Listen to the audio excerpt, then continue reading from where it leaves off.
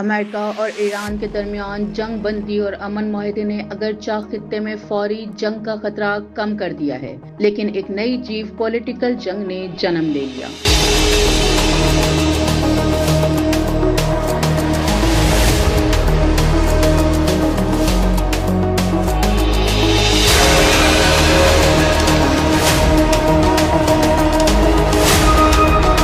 یہ جنگ ہتھیاروں کی نہیں بلکہ سمندری راستوں، تجارتی راہداریوں اور عالمی معیشت پر تنظیم ہے۔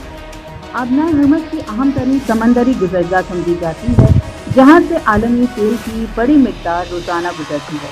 حالیہ کشیدگی کے دوران جب ہرمز کی بندش کا خدشہ پیدا ہوا تو دنیا بھر کی نظریں متبادل آبی راستوں پر جم گئی۔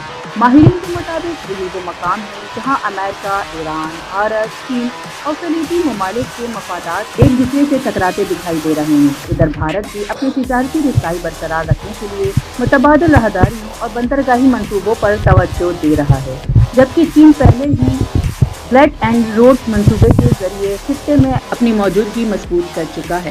دوسری جانب پاکستان اپنی جغرافیائی اہمیت، گوادر بندرگاہ اور مشرقی وسطی میں بڑھتے ہوئے سفارتی کردار کی وجہ سے اس نئے علاقائی وساطت کا اہم کھلاڑی بنتا جا رہا ہے۔ دفاعی اور معاشی ماہرین کا کہنا ہے کہ اگرچہ امریکہ اور ایران کے درمیان کشیدگی وقتی طور پر کم ہوئی ہے، لیکن توانائی کی سپلائی، سمندری تجارت اور علاقائی اثر و رسوخ کی جنگ ابھی ختم نہیں ہوئی۔